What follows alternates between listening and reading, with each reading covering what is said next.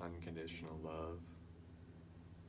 I'm Olo Thothio, code in the cosmos, sending you heart, love, and energy.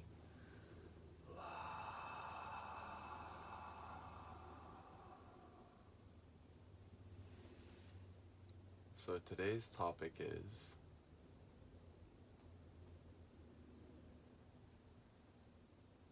I don't have a topic. Whoa! It's always a new moment. And our God-given guidance is moment-to-moment guidance. So I feel I'm at the point where I just want to stop using these cue cards and stuff, and just sort of share what it is that I'm experiencing, I suppose. Share the essence of spirit to the capacity I can, and I have faith in spirit. I have faith in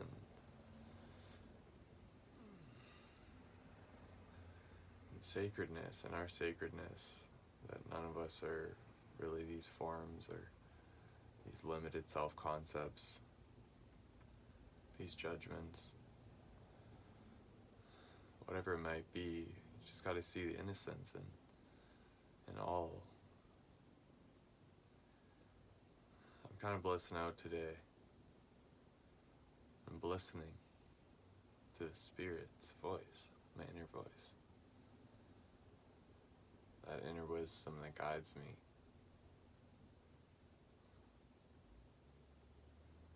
And I can just say that I'm evidence that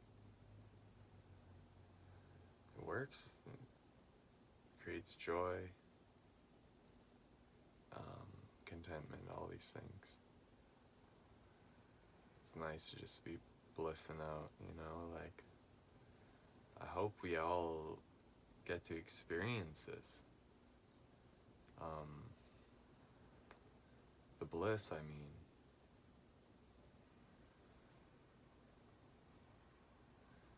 Come to that level of comfort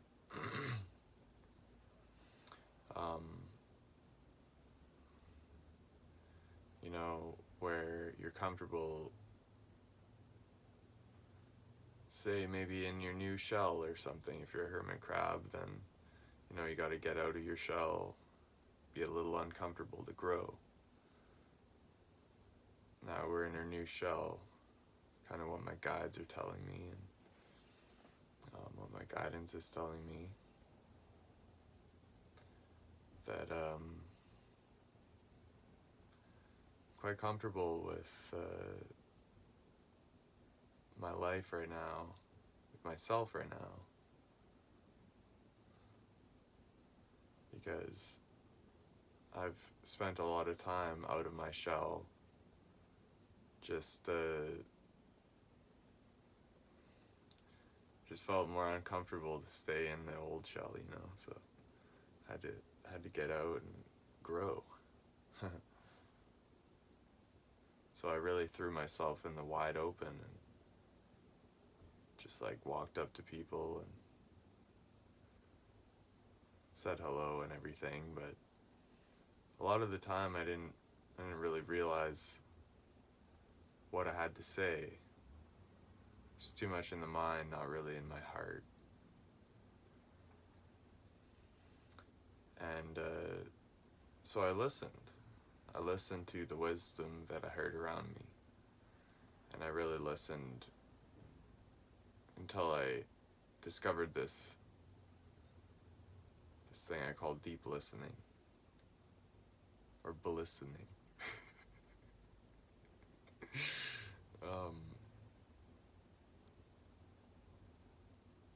And it's sort of looking at or hearing all that you hear, but choosing and discerning what it is that you want to embody yourself.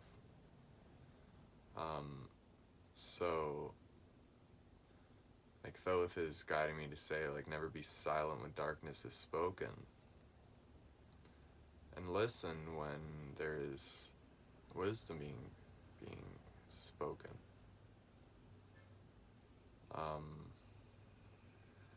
Share only what is of loving intention, and don't speak when you have something that's not really right to say.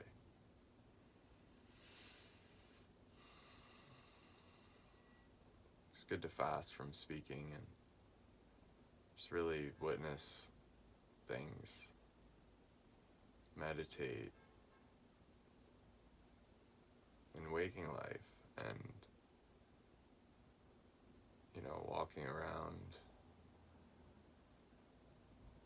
sort of in meditation where you're just witnessing as the awareness. Because silence also speaks very loud, louder than words at times.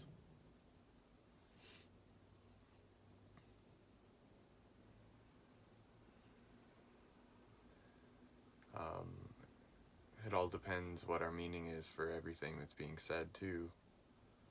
If we're seeing it how it truly is, or if our perception is distorted.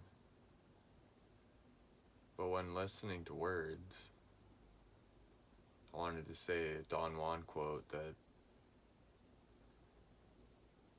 definitions change as knowledge increases. So what knowledge may mean to you may mean something different to me or someone else.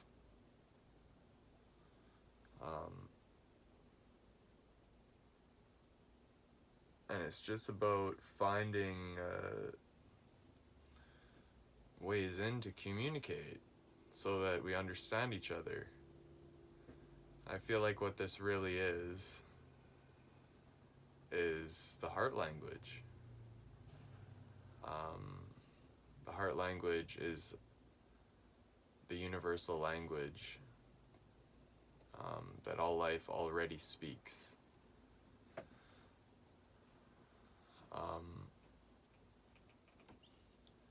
In a sense, I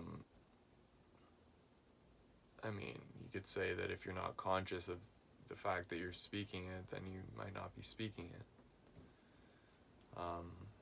Because I do feel that in order to master the heart language, you do need to be conscious of the process of speaking through the heart and not the mind. I wanted to speak a little bit about the heart language, actually. Like, it's a language that instead of having words that have meaning, it has sounds that create an image in your third eye.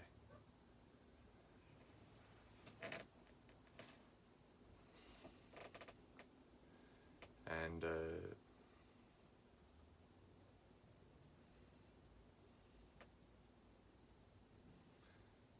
yeah, many tribes around the world still speak it today. And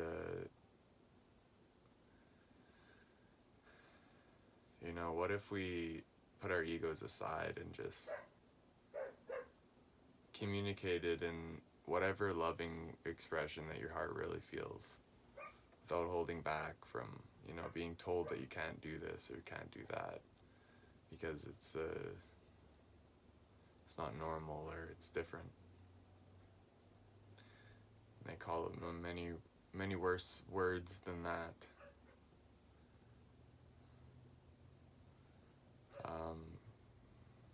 Crazy even, but I mean crazy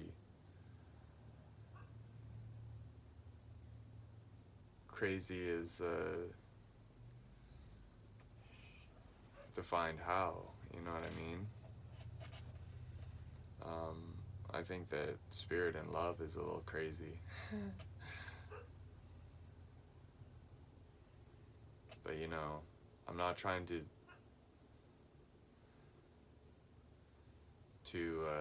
redefine your vocabulary. I mean, keep your vocabulary, if you like, and your definitions. But I would say that it's benefited me to be able to change my definitions, to be able to communicate to other people that have different definitions. reading between the lines, you know, not just hearing words that have meaning, but really feeling the energy in all elements involved in communicating. Like actions, like energy, like emotion, thought, action, it all, you know? Spirit.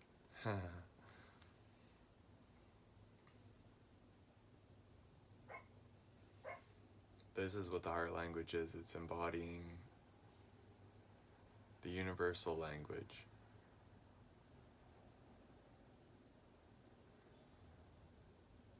And I suppose how you begin speaking it is just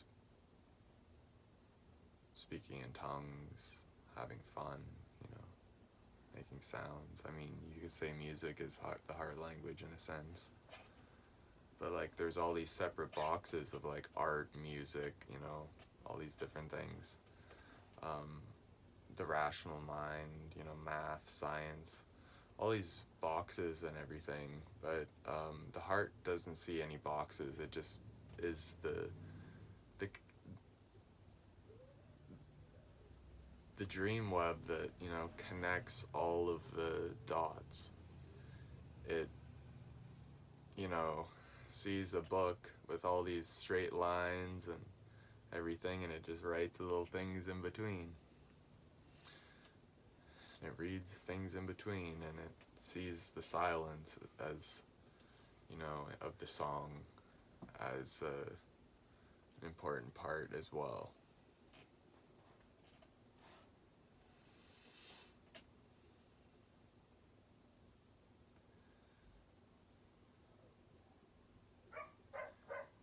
Yeah, I do believe and have faith that, well, if we just do this automatic way of life,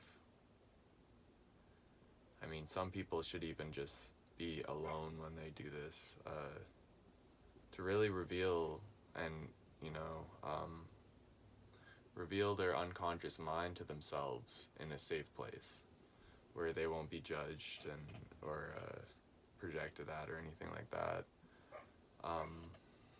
Yeah, I have this workshop I wanted to do about the heart language where we just kind of, the essence of it, I mean, is like we say one word, first word that comes to our mind, and we just have to say it. Duck. That's mine. I haven't thought of ducks in quite some time, but yeah.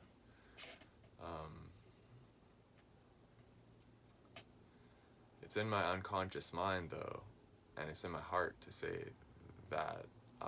But I can only say that because I've spoke the heart language enough that I have seen my whole unconscious mind and brought forgiveness to it through just automatic speaking, automatic writing, automatic living, really. Because that's how we live when we're activated, when we have our Merkaba activated, our heart space is involved, and our third eye activated. You know, truly living the way of the heart.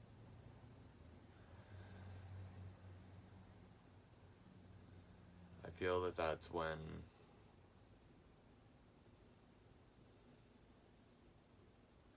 we're truly free. It's like effortless action of the Tao, you know? Effortless action the way of the Tao.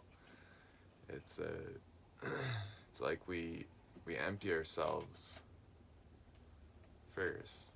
First step is we empty ourselves, and that's what, you know, humbling ourselves is. This is how we reach peace. We first accept we have a perceptual problem. Then we start, you know, learning out of that realization that we need to learn. We start learning what to apply to life to feel peaceful.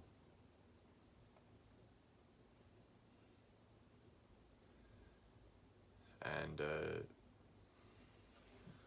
when we reach peace, then we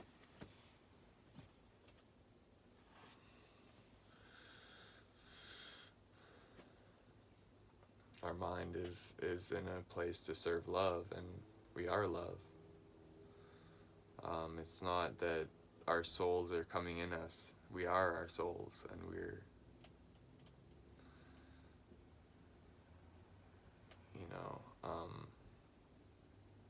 spirit, and we're trying to clean our mind that believes it's a body, that believes it's limited, that believes in self-hatred and judgment and all of this stuff. These are all blockages that keeps the spirit and our true capacity as bodhisattvas. It's the blockage that keeps us from being a supreme human being, the embodiment of love. I do think it's possible to be happy completely as a human being. And, well, Jesus, many ascended masters, Thoth, she said, all the Nicals, a lot of saints in India and such, have been great examples that show us that you can in fact embody love as a human being. Because why would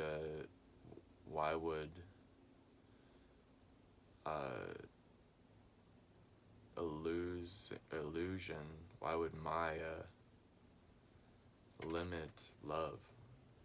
You can't embody love because humans are inherently limited. I don't see it that way.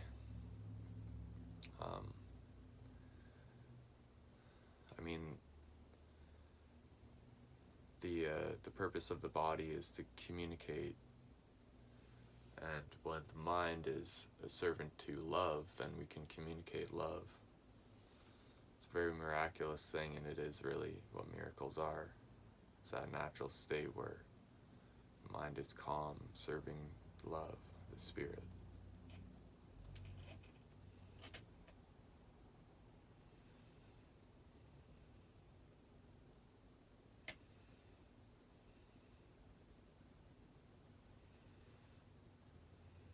Yeah, the heart language. It's been very powerful for me, speaking it and then revealing my unconscious mind to myself.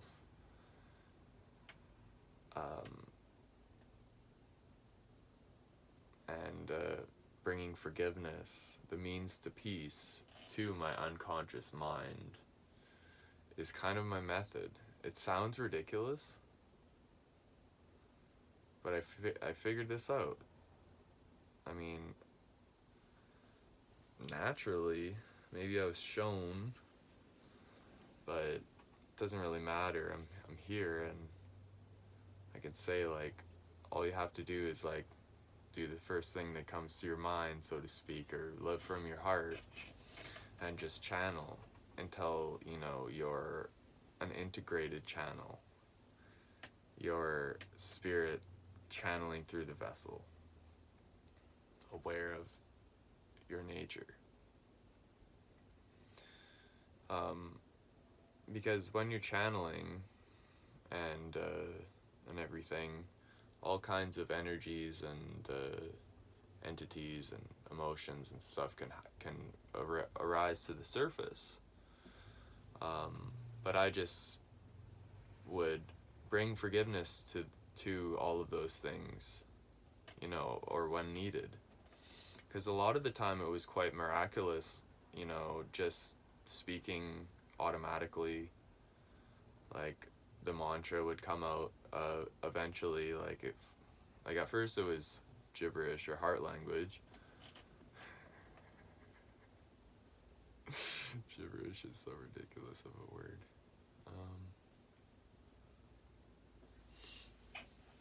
But yeah, okay.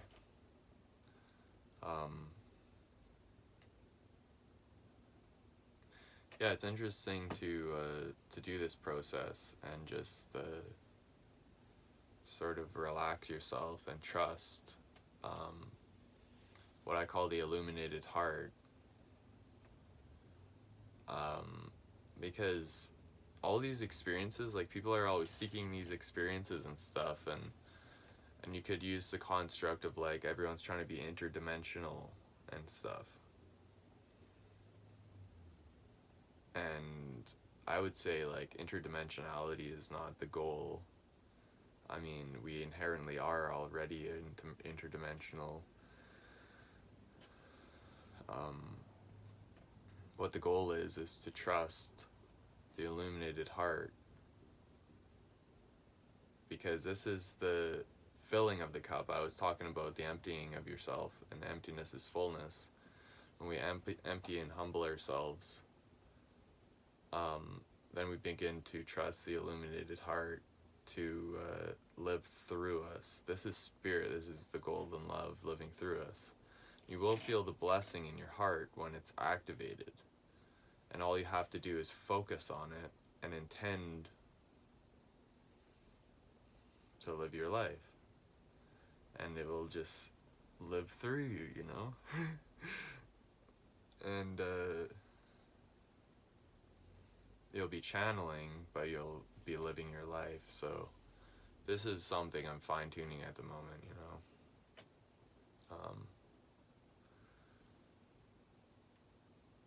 Because I'm not a trance channeler necessarily, more of an integration channeler is what I call it, which is when I remember that I am my higher self speaking through this form, and I just speak natural, the first thing that comes to my mind. When I first started this mantra, it started activating. It was what they called gibberish, or speaking in tongues, or whatever, light language, heart language. But then it evolved into English, and I was moving my mouth. It was like the memory of my blessed DNA. I don't know how to explain this shit scientifically, but it was like words just naturally started coming out of my mouth, even though I was, like, intending to speak gibberish. I was trusting the illuminated heart over trying to follow my plan of speaking gibberish. So I started speaking in English, just trusting the illuminated heart, and it started coming out as this mantra: I'm God, I'm Thoth, I'm King, I'm Master of the Heavens, life forever, love is here, I know it is righteous to feel love in this moment forever, God is here, I know it is real. I'm God, I'm Thoth, I'm King, I'm Master of the Heavens, life forever, love is real, I know it is real, I know it is real. I don't know, it's interchanging though, and it, like, after I did all these mantras and A Course in Miracles and such things, it really activated this channeled mantra, which, if I just intend to think, it's like with my body, if I intend to move my finger, I'm not, like, just, like, moving my muscles or whatever, this human concept, the ego doing it or whatever, you know? It's really like I just intend a finger to move. If I was trying to move my finger, it would have already moved, you know what I mean? But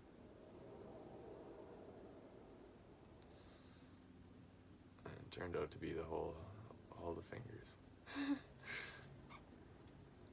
I know you might not be able to notice what it is I'm really talking about until you really experience it. But yeah, this developed into English and my way of life. I'm an integrated channel living a human experience.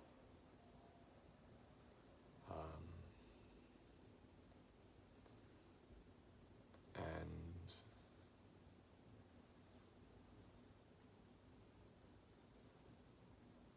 life is good, life is good.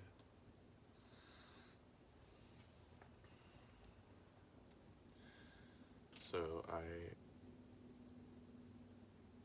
I began to apply, forgiveness to all the dark areas of my mind whenever I'd say a word or a symbol or even a sound that just didn't feel right or sound right or mean the right thing in my mind. I would shift around and, forgive and correct my perception about things. And I really just trusted my inner voice and just spirit and my prayer practice, really, my mantras.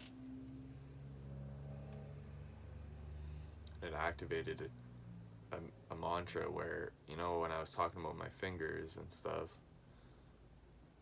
moving the body in this way with just intention, not with force, but with, or effort, but with intention, like it's the dream. It's in a dream, like, how you move in a dream and you just fly or something, like, it's like, it feels similar to that when people are channeling. And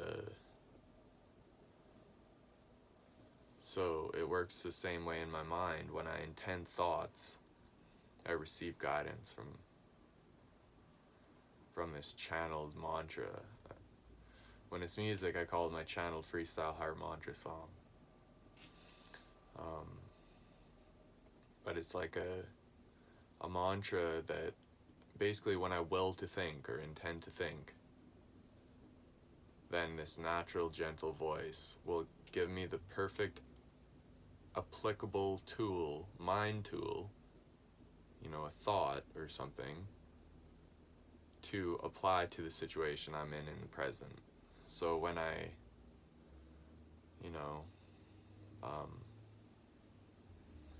need to think, I just intend thought, and it just flows.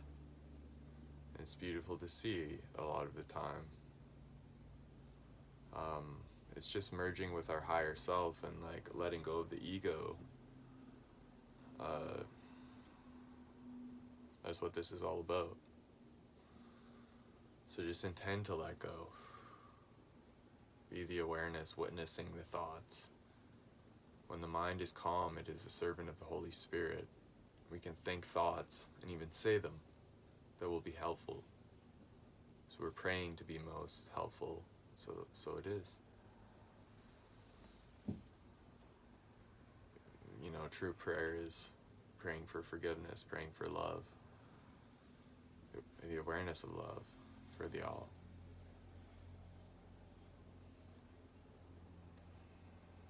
It's not for objects or for,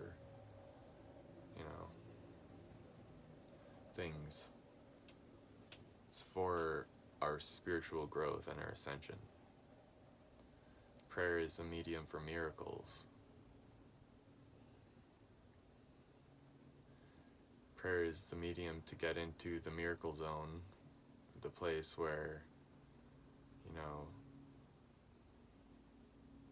we're aware of love's presence, and the miracles just happen naturally. We don't focus on the effects so much because the source is us and we're aware of it. We saw it from a mile away. It's not so miraculous as the source of the miracle, which is love, which is far beyond the symbols, the symbolic nature of possibly reading someone's mind, communicating that, or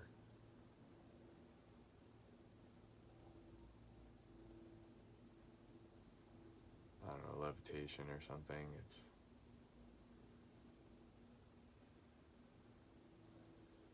It's not as impressive as the source, but it can save us time, save us a lot of time. So that's pretty much the end of my video. I wanted to share a little bit about the heart language. I'm glad that came through, because I'm just scrapping the past and just going, yo, I don't need these cue cards. Who am I? Who are you? We are one. Unconditional love.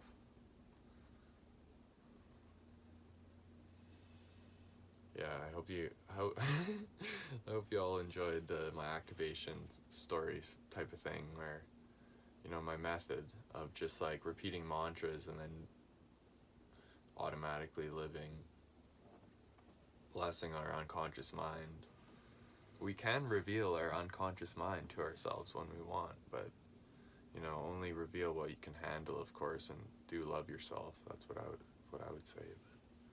But, yeah, I will see you all around. Keep it real. Unconditional love.